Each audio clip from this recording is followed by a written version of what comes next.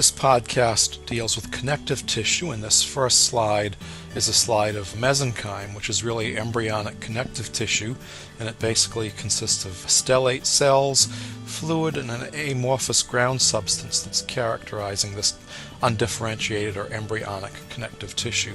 Generally, you don't see fibers in mesenchyme. This is mucous connective tissue, characteristic of the umbilical cord. The tissue contains a few fibroblasts embedded in an amorphous ground substance and a fine network of collagenous fibers. This is a loose connective tissue in the omentum. It's a loose arrangement of coarse, unbranched collagen fibers and delicate branched elastic fibers, fibrocytes, and a few other cell types are visible. This is a profile of loose connective tissue. You can see plasma cells at the arrows, and the plasma cells show very characteristic appearances. You can see the Golgi halo in these cells. You can see fibroblasts. You can see endothelial cells. This happens to be within the small intestine, so it's probably in the submucosa of the small intestine.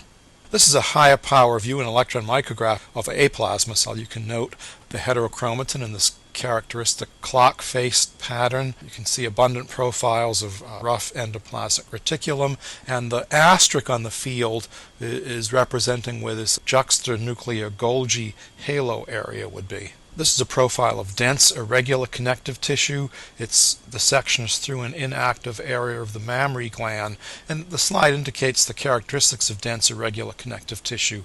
There are few cells and cell types. The cell types are mostly fibroblasts, and there's a fairly high content of irregularly arranged collagen fibers.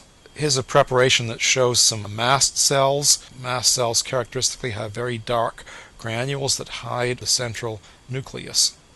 This slide shows some macrophages that have phagocytized material. Basically, some vital dye was added to this tissue prior to fixation, so the macrophages would phagocytize the dye and then become visible.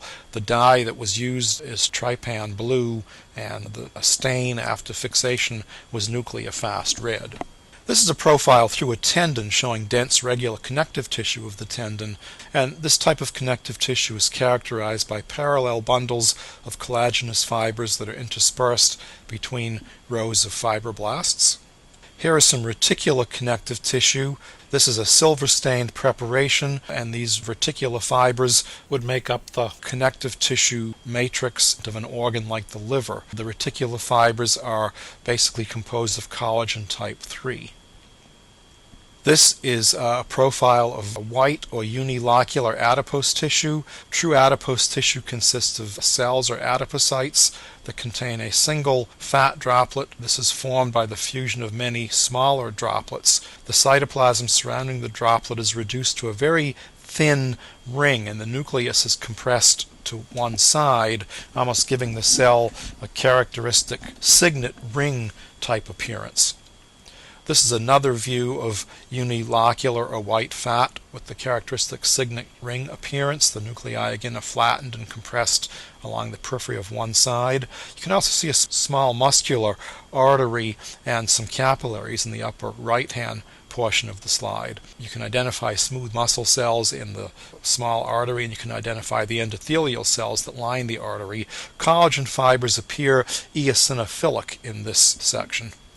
And finally, this slide is a slide of brown fat or multilocular adipose tissue. And brown fat is called multilocular because each cell contains numerous small lipid droplets. You can compare this multilocular adipose with that of the unilocular adipose in the previous couple of slides. Something to keep in mind is the distribution of brown fat. In adult humans, there's not that much brown fat left, but in human infants, there's brown fat in the mediastinum area. Brown fat, as you'll learn in biochemistry, is important in the generation of heat. There's actually special enzymes in the brown fat that uncouple oxidative phosphorylation from ATP production in mitochondria. That uncoupling by the enzymes, which are called thermogens, allows the cells to generate heat.